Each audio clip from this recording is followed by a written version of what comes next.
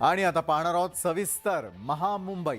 महाराष्ट्राच्या सत्ता संघर्षावरती आता उद्या सुप्रीम कोर्ट निर्णय देणार आहे। सत्ता संघर्षाचं प्रकरण 7 सदस्य घटनापीठाकडे जातं का हे पाहणं देखील लक्षणीय ठरेल। तर उद्या सकाळी 10:30 वाजता सरन्यायाधीश धनंजय चंद्रचूड यांच्या कोर्टच्या वतीनं हा निर्णय देण्यात येणार आहे। सत्ता संघर्षावर युक्तिवाद संपला। सुप्रीम कोर्टानं निकाल राखून ठेवला। कोर्टाच्या निकालाकडे सर्वांचं लक्ष।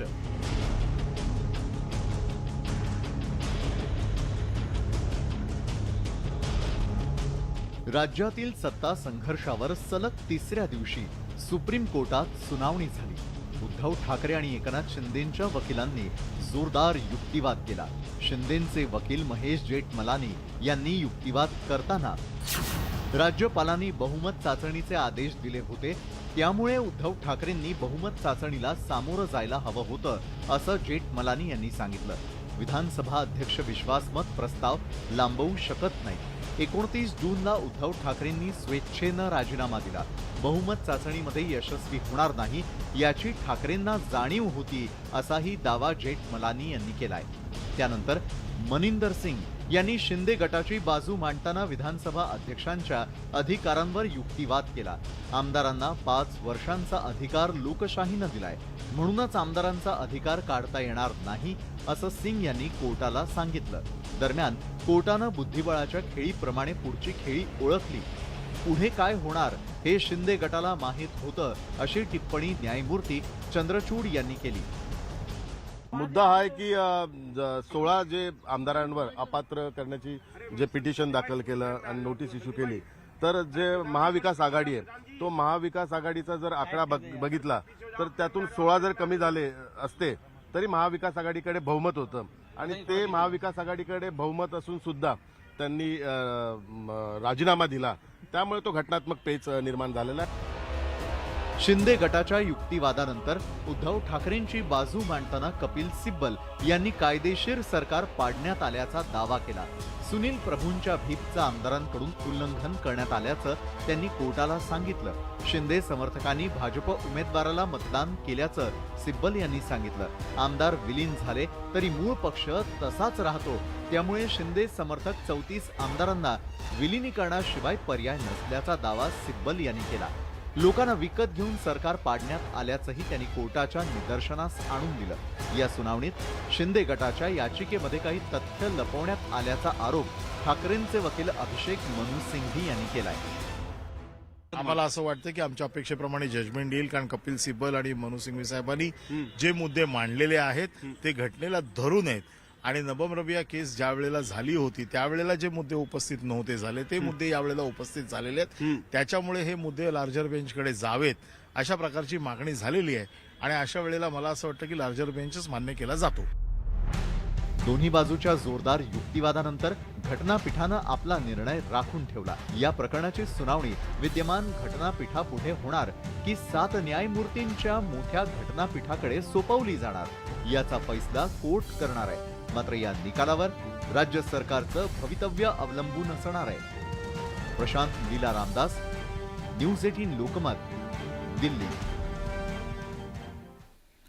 राष्ट्रवादीचे आमदार जितेंद्र आव्हाड पुन्हा नव्या वादात सापडलेले आहेत। यावेळी त्यांच्यावर ठाणे महापालिकेचे सहाय्यक आयुक्त महेश आहेर यांना मारहाण प्रकरणी गुन्हा दाखल झालाय आणि त्याचवेळी आहेर यांच्या विरोधातही आव्हाडांच्या कुटुंबियांना धमकीची तक्रार देऊनही गुन्हा दाखल न करण्यात आल्यानं हे प्रकरण चिघळण्याची शक्यता आहे। माजी मंत्री आमदार जितेंद्र आव्हाड पुन्हा वादात। सहाय्यक आयुक्तांना मारहाण प्रकरणी गुन्हा। धमकीच्या ऑडिओ क्लिप नंतर नवा वाद। सहाय्यक आयुक्तांनी धमकावल्याची तक्रार।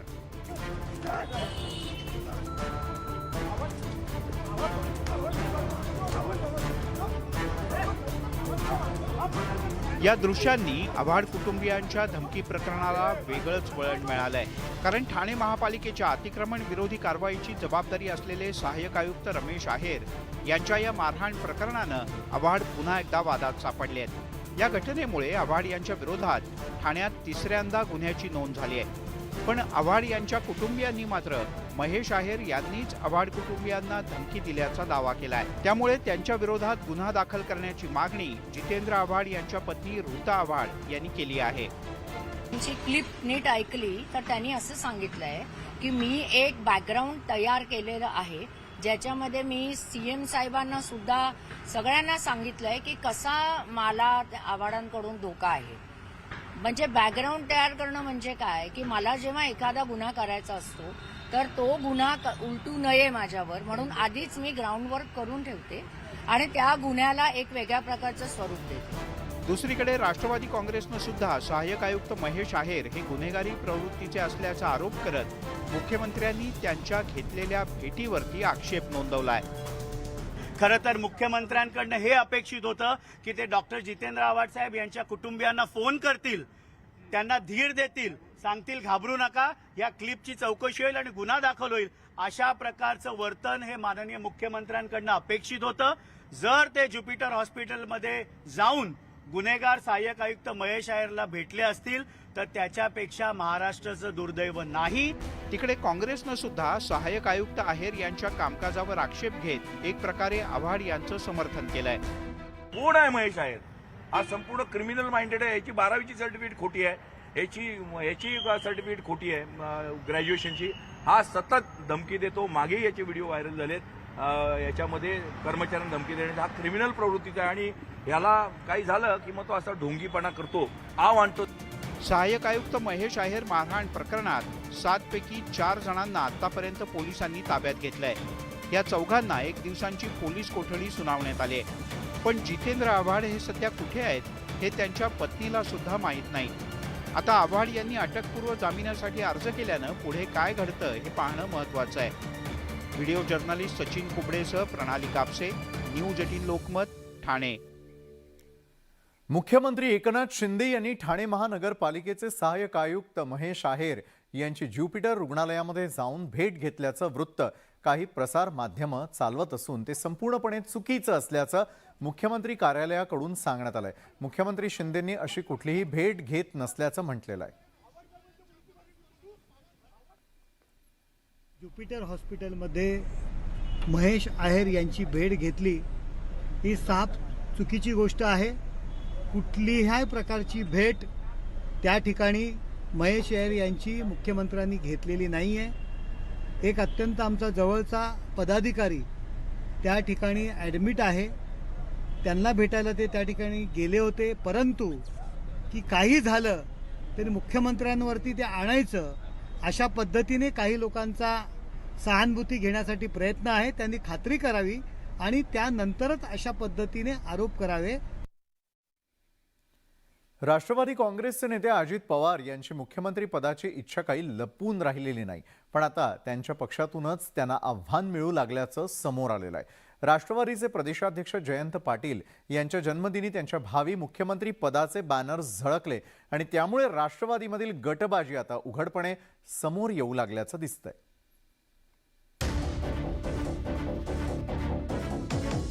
राष्ट्रवादी काँग्रेस पक्षाचे प्रदेशाध्यक्ष जयंत पाटील यांच्या जन्मदिनी लावण्यात आलेले हे बॅनर,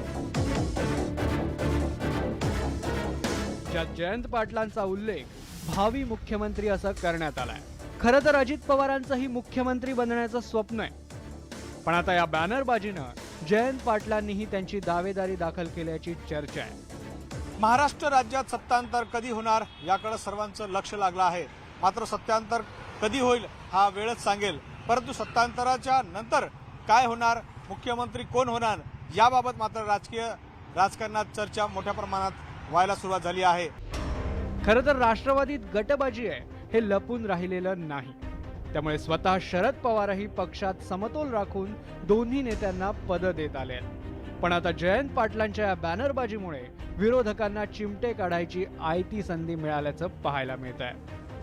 शुभेच्छा त्यांना, मुख्यमंत्री व्हावं जयंत पाटलांनी। मला वाटतं त्यांची ती मनापासून इच्छा आहे आणि आहे, कॅपेबल माणूस आहे, हुशार आहे, अभ्यासू आहे। त्यांचं सरकार आलं, त्यांच्याकडे बहुमत असेल तर त्यांनी निश्चित व्हावं। राष्ट्रवादी काँग्रेस पक्षात अजित पवार आणि जयंत पाटील असे 2 गट असल्याचं अनेकदा दिसून आलंय। आता पहाटेच्या जुन्या शपथविधीवरून राज्यात नव्यानं राजकारण रंगलं असतानाच जयंत पाटलांच्या समर्थकांकडून वेगळा संदेश देण्याचा प्रयत्न झालाय.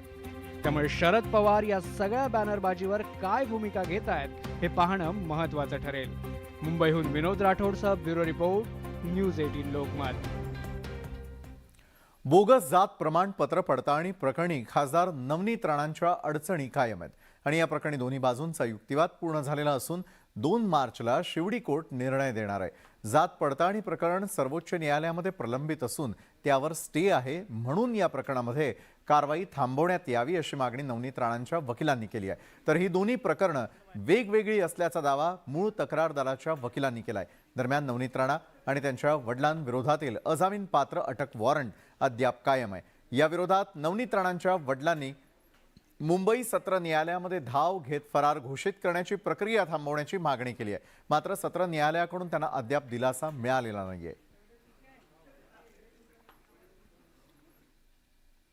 भारतीय क्रिकेटपटू पृथ्वी शॉ पुन्हा एकदा चर्चेत आलेला आहे. पृथ्वी शॉ रात्री जेवायला बाहेर पडला होता. फॅन्स नेहमीच आपल्या आवडीच्या क्रिकेटपटू सोबत फोटो आणि सेल्फी काढण्यासाठी धडपडत असतात.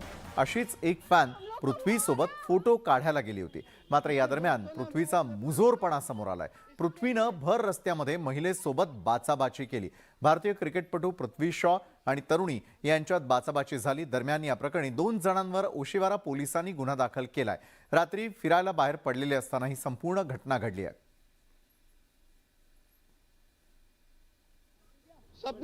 सपना दूर हो मेरा प्रूफ है, सपना मेरा प्रूफ है सर.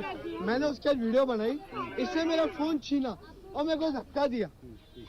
हाँ 1 मिनट रुक के हम जोड़ा, इन लोगों ने हमको मारा.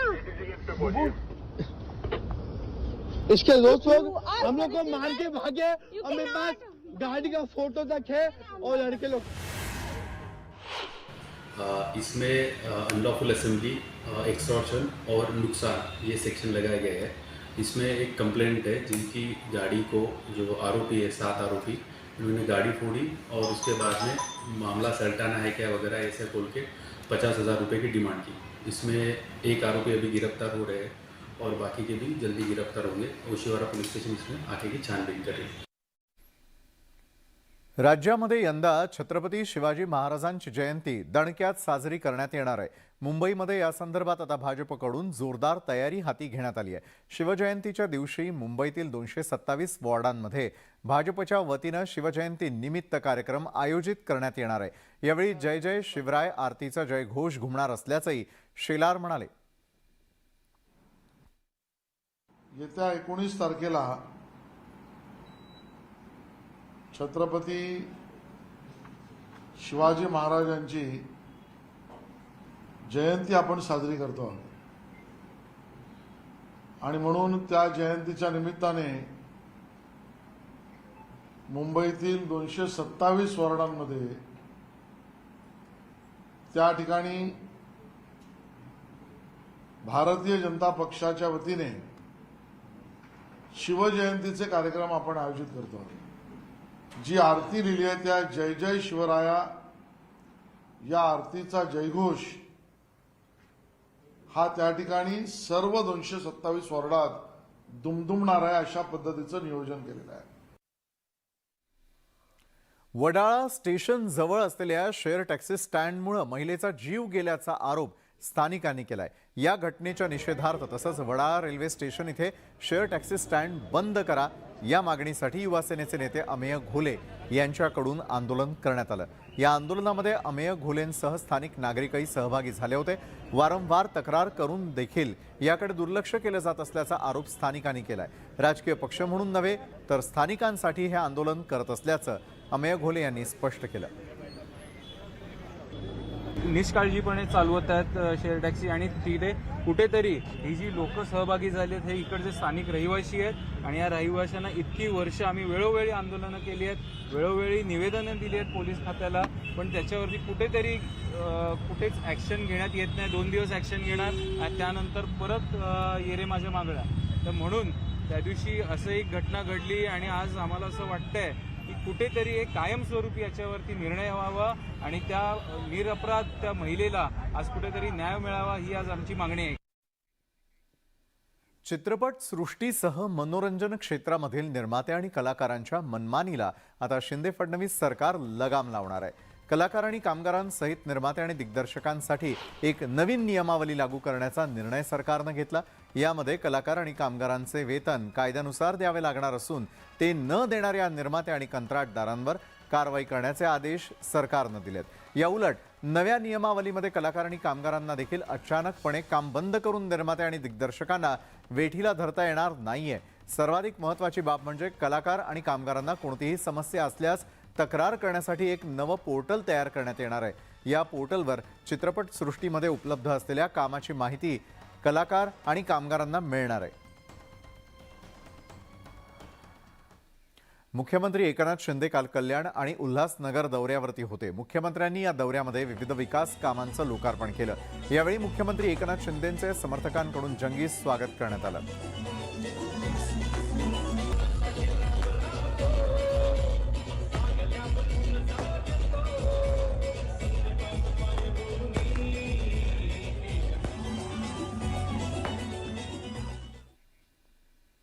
महाराष्ट्राचे मावळते राज्यपाल भगतसिंग कोश्यारी यांना आज राजभवनातील कर्मचाऱ्यांनी निरोप दिला. राज्यपाल कोश्यारी यांना राजभवनातील अधिकारी आणि कर्मचाऱ्यांकडून निरोप देण्यात आला. राजभवनामध्ये या निरोप समारंभाचं आयोजन करण्यात आलेलं होतं. राज्यपालांचे प्रधान सचिव संतोष कुमार, राकेश नैथानी, सहसचिव श्वेता सिंघल आणि प्राची जांभेकर तसंच इतर कर्मचाऱ्यांनी आपल्या भाषणातून राज्यपालांच्या कार्याचा गौरव केला. शुक्रवारी 17 फेब्रुवारी रोजी राज्यपाल कोश्यारी यांना नौदलातर्फे मानवंदना देण्यात येणार आहे. मेरी बहनें धूप में यहाँ धूप में जो कुछ उगाता है उसको उखाड़ती हैं. IIT मुंबई संस्थेमध्ये प्रथम वर्ष अभियांत्रिकीचे म्हणजेच बीटेक शिक्षण घेणाऱ्या दर्शन सोळंकी यानं रविवारी वसतिगृहाच्या 7व्या मजल्यावरून उडी मारून आत्महत्या केली. तो मूळचा अहमदाबाद इथला होता. IITत प्रवेश घेतल्यानंतर अवघ्या 3 महिन्यातच त्यानं जीवन संपवलंय. त्यामुळे संस्थेतील विद्यार्थ्यांमध्ये अस्वस्थता निर्माण झालेली आहे. दर्शनच्या आत्महत्येला संस्थेतील वातावरणच कारणीभूत असल्याचा आरोप इथल्या विद्यार्थ्यांनी केलाय. या घटनेची चौकशी करण्यासाठी IITनं संस्थांतर्गत समिती नेमलेली आहे. अशा घटना घडू नयेत यासाठी सर्वतोपरी प्रयत्न करण्यात येतील असं IITच्या प्रशासनानं स्पष्ट केलंय. मुझे मम्मी पापा को बताया था कि यहाँ पे ना जाति भेदभाव किया जाता है. अच्छा, क्या बताया था? क्या जाति भेदभाव उसके साथ नहीं किया गया? लाइक उसके साथ ना उसके फ्रेंड्स को ये पता चला कि SC/ST से बिलोंग करता है, तो उनको ना उनका बिहेवियर पूरा चेंज हो गया. लाइक उसके साथ कुछ बोला नहीं जाता था, लाइक उसके साथ कोई अच्छे से बात नहीं करता था. तुनिशा शर्मा आत्महत्या प्रकरणी वसई कोर्टानं 524 पानांची चार्जशीट दाखल करण्यात आलेली आहे. या चार्जशीटवर 23 फेब्रुवारी नंतर सुनावणी करण्यात येणार आहे. दरम्यान याच प्रकरणी आरोपी शिजान खानच्या जामीन अर्जाच्या याचिकेवर उद्या मुंबई हायकोर्टात सुनावणी करण्यात येणार आहे. ब्रेकनंतर आपल्या सगळ्यांचं पुन्हा एकदा स्वागत. 14 फेब्रुवारी रोजी आयकर विभागाचं पथक BBCच्या मुंबई आणि दिल्ली कार्यालयामध्ये पोहोचलेलं होतं. आता 57 तासांनंतर आयकर विभागाचं सर्वेक्षण संपलंय. दिल्लीमधील BBC कार्यालयातून अधिकारी बाहेर पडल्यात. मिळालेल्या माहितीनुसार आयकर विभागानं BBC कार्यालयातून अनेक कागदपत्र, पेन ड्राईव्ह आणि हार्ड ड्राईव्ह जप्त केलेले आहेत.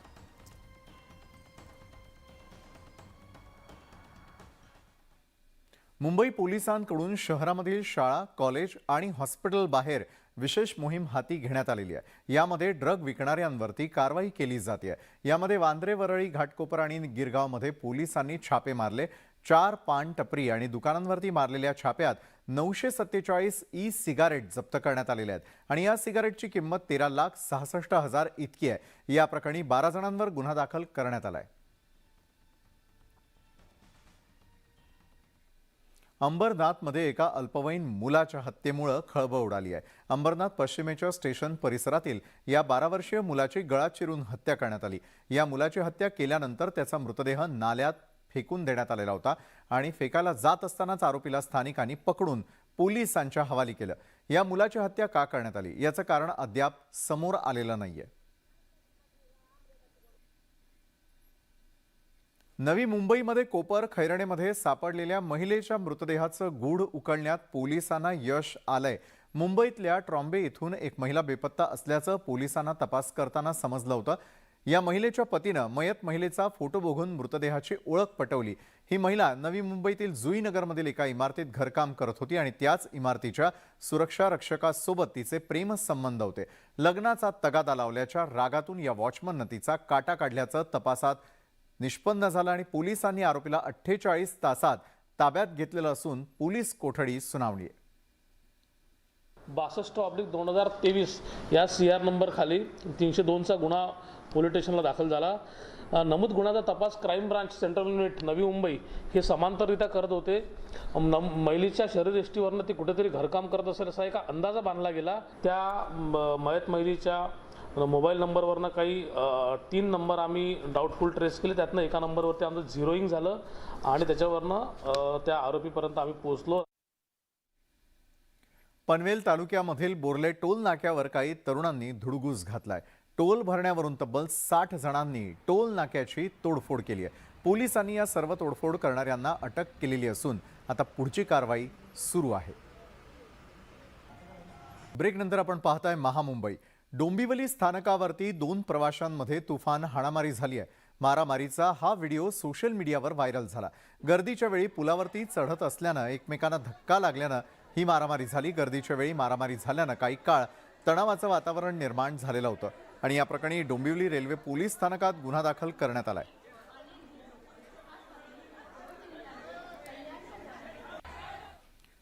तर या होत्या संपूर्ण दिवसभरामध्ये मुंबई आणि उपनगरात आतापर्यंत घडलेल्या अतिशय महत्त्वाच्या घडामोडी ज्या आपण महामुंबईच्या माध्यमातून पाहिल्या। तर आजच्या महामुंबईमध्ये वेळ झाली तुम्हा सगळ्यांचा निरोप घेण्याची। ताज्या घडामोडींसाठी पाहायला विसरू नका न्यूज 18 लोकमत।